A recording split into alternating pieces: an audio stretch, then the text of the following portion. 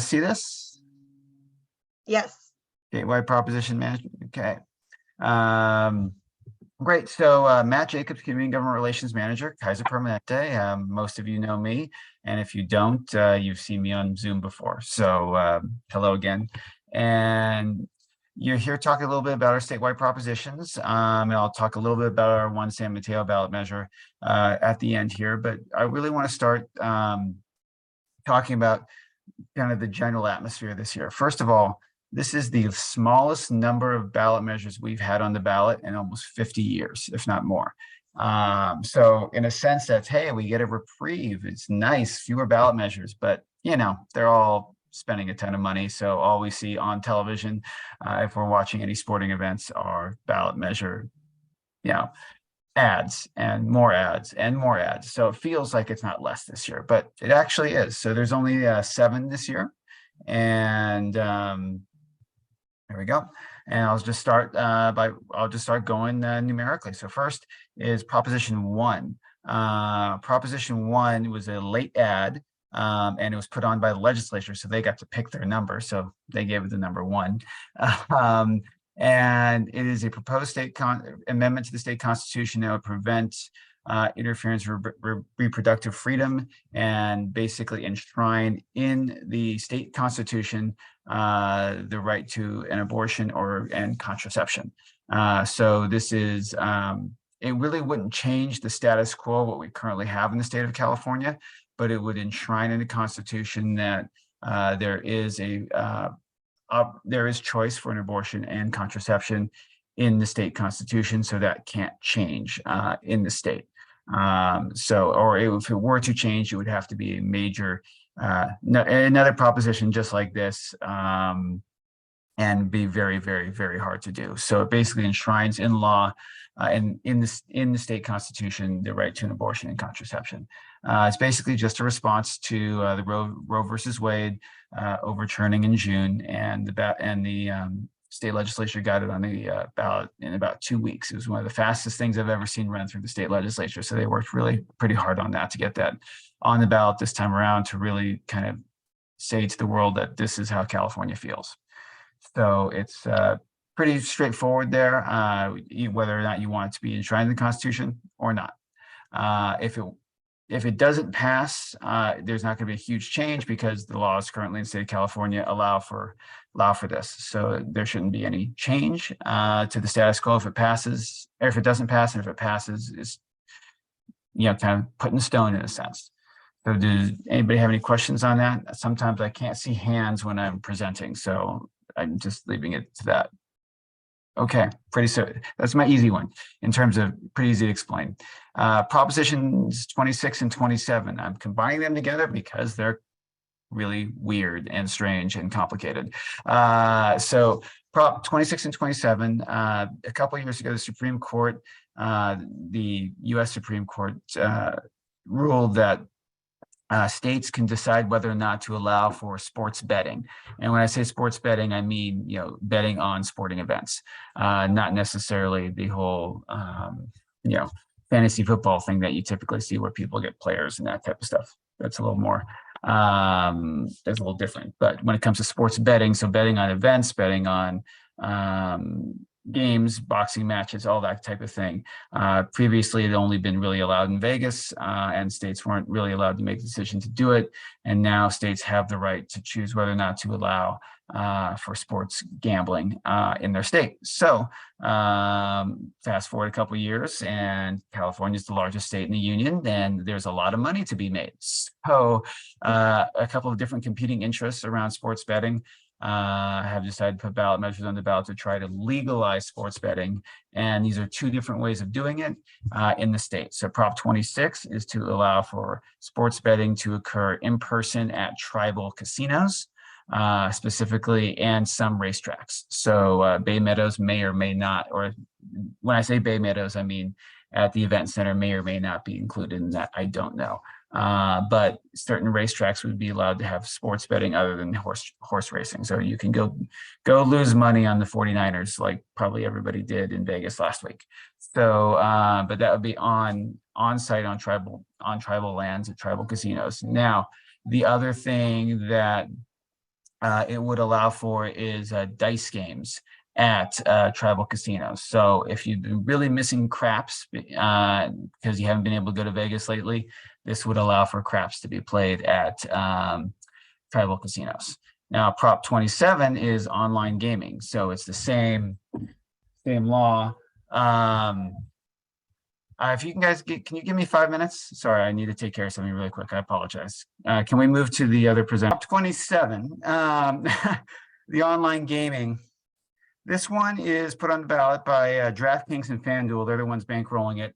And what this one does is this creates a setup for sports betting where you can only do it online, and it has to be done through certain sites, meaning they have to have a certain bandwidth in a sense. So they have to have kind of they put it under kind of a safety thing for being able to fund bets and that type of thing. But basically, it creates an oligopoly of basically sports, DraftKings and FanDuel, and maybe one or two other online gaming companies, and everybody else would be too small.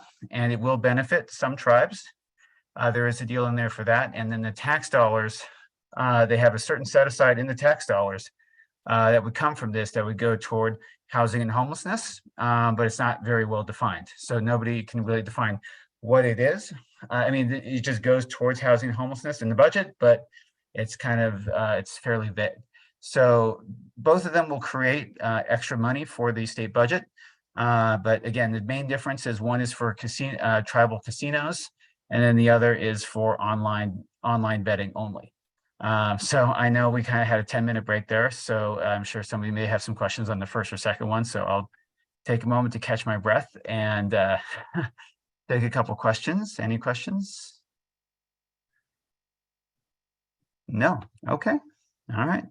Like I said, sometimes I don't see hands. So then Prop 28 is a ballot measure that's put on the ballot by a former superintendent from Los Angeles. And what it does is it sets aside a certain amount of money every year from the state budget to go towards arts and education, arts and music education. So we kind of have the pie for education, and a certain slice of it will go every year, no matter what, towards arts and music, versus being put into the whole pie to be divvied up as is. And so this set aside would roughly come out to about $1 billion a year statewide. And there's some language in it that would have it be prioritized for in-need schools to be able to increase access to arts and music education in places that wouldn't normally have it. So this doesn't raise taxes, but it does create a certain set aside in the budget, meaning so the rest of the pie is smaller for everything else versus having everything being put into one place and letting folks at the local level decide where things go. So this one, a yes would create that pie, would create that set aside, and a no would keep things the way they are. No questions on that one? Okay. Prop 29. So this one, if you're a through public policy committee attendee and have been coming for years, this is the third time you've heard me talk about this one. This is for the third election in a row, an initiative sponsored by SEIU UHW to increase regulation on community dialysis clinics. So, so basically what this one would do is it would make a requirement for the dialysis clinics to have a doctor on site and have a nurse on site. Typically, they don't have that, all the time. And some of these clinics are running 24 hours a day, 7 days a week, due to the high demand for dialysis clinics. So what this would do is this would create extra levels of staffing, theoretically to increase safety, but then theoretically it would also increase costs. So that could create, some conflicting interests on that as time goes by. So this one is basically the same as the previous two. It's just slightly different on how staffing increases would be versus the other two.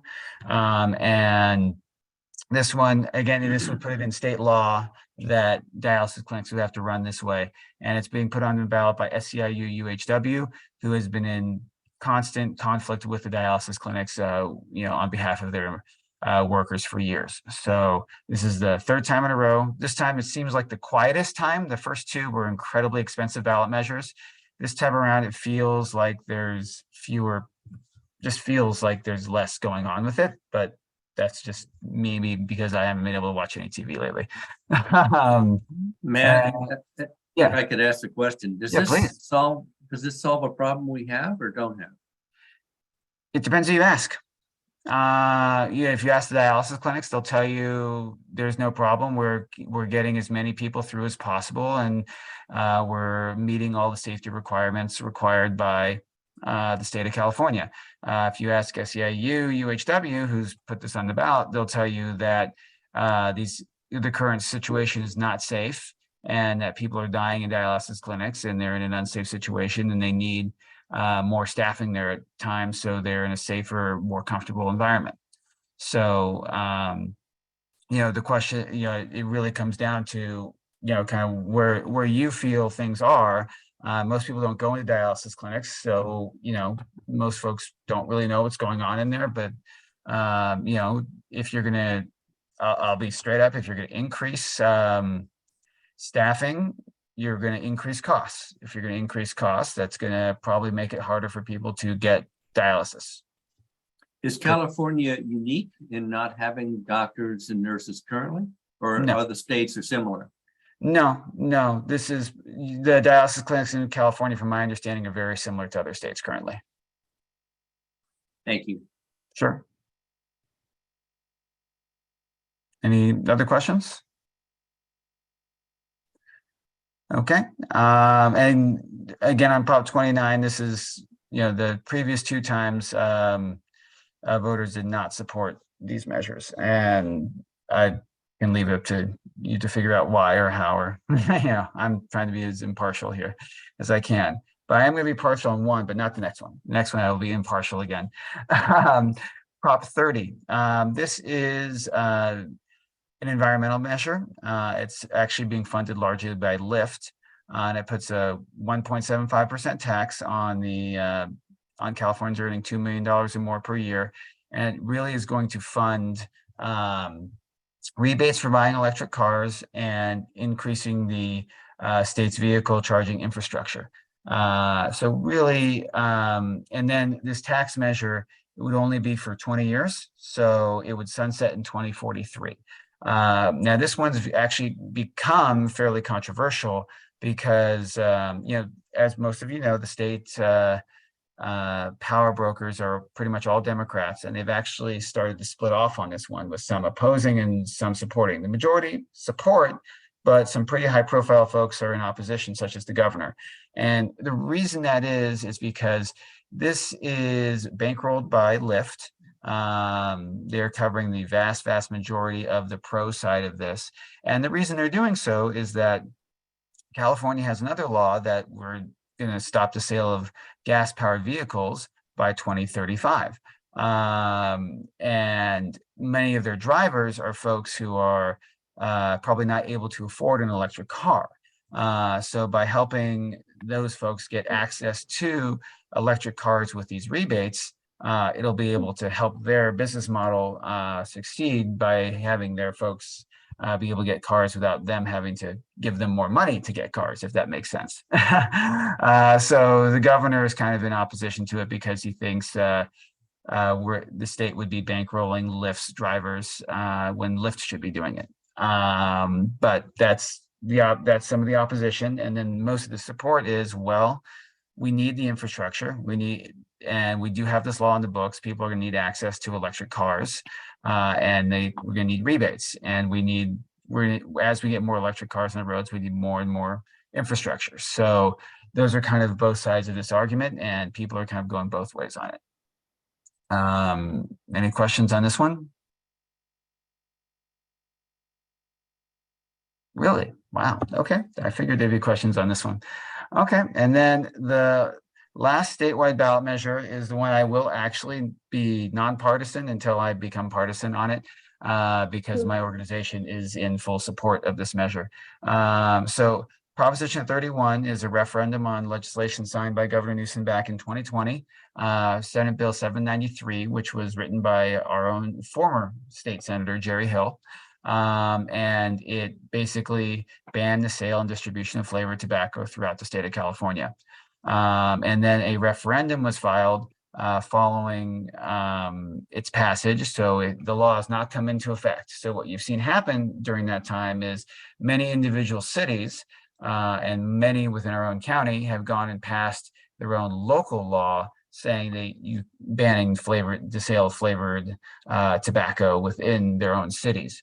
So what you see is some cities taking on their own. So if this were to, if the law were not to stay in effect, you'd see a hodgepodge of some cities being able to sell it, some cities not. So that's kind of what the impact would be. But this one is somewhat confusing because for me, a referendum is if you vote yes, it means you don't want the law on the books. And if you vote no, it means keep the law. But it's actually reversed this time around. So a yes vote means you support this ban on flavored tobacco. A no vote means you want to keep the previous status quo of no state ban on flavored tobacco at all. So a yes vote bans flavored tobacco in the state of California, and a no vote keeps it legal where local municipalities have not passed laws against it. And I will say that Kaiser Permanente is so I have my caveat now. Kaiser Permanente is a large supporter of this campaign. We are against flavored tobacco due to its impacts on youth and being the kind of gateway into tobacco use. And we are strongly opposed or strongly supportive of this measure to ban flavored tobacco across the state. So, there are arguments against it, which typically are around, you have a lot of local businesses that sell the product legally to folks 18 and over, and this would take away a lot of their sales. So, there's both sides of the argument, but I will tell you that Kaiser Permanente is in support, and I have to make sure folks know that. So those are the statewide measures. Do I have any questions on any of those? I just want to say, I really appreciate the way you do this. It really helps. Oh, thank you. Thank you. I'm glad I'm somewhat clear. I had to run around real quick in the house, and I thought I completely lost my train of thought. So apparently I didn't. And then finally, Measure CC. I don't have a slide for this one. I'm sorry. Measure CC is the City of San Mateo's property transfer tax, and that one the chamber has taken a position on of support. And this one is a 1% tax on the sale of properties. The 1% transfer tax on the sale of properties over $10 million a year. And this is being done because the state needs, or state, I'm sorry, I was focused so much on the state. The city is looking to sustain revenue as we're potentially heading into a recessionary cycle here.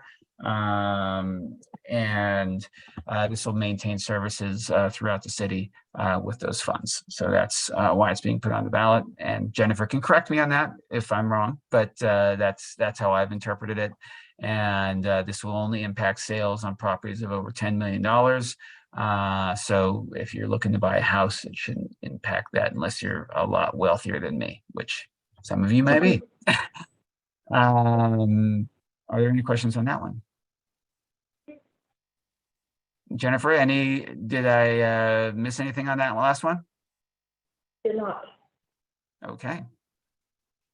All right, well, that's it for the state and the city of San Mateo. So I'm happy to answer any other questions on anything else. I can't talk about candidates. I'm not allowed to, but hopefully that was somewhat helpful for you as you are reviewing your ballot. I had mine on my desk here for the past 3 days and haven't filled it out. So that's something I need to do.